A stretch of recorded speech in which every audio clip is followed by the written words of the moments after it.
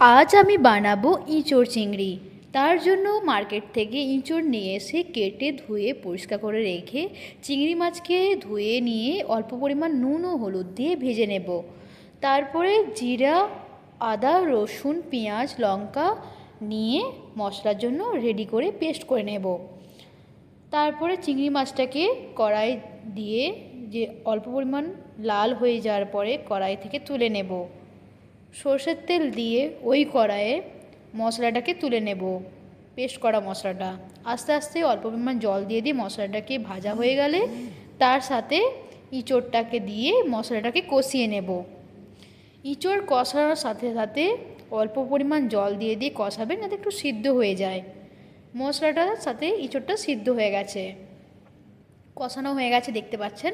এবারে আমি ভেজে রাখা চিংড়ি মাছটাকে দিয়ে দেবো ইঁচড়ে।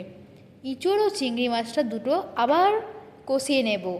যত ভালোভাবে কষাবেন সবজিটা তত ভালো খেতে লাগে। অল্প পরিমাণ জল দিয়ে কষানোর পরে পরিমাণ মতো জল দিয়ে 15 থেকে 20 মিনিট ছেড়ে দেব। আপনারা যেরকম ঝোল রাখতে চান সেরকম রাখতে পারেন। দেখবেন ইঁচড়টাও আলুটা সিদ্ধ হয়ে গেছে। আমার ইঁচড় ও চিংড়ির ঝোল রেডি। Thank you.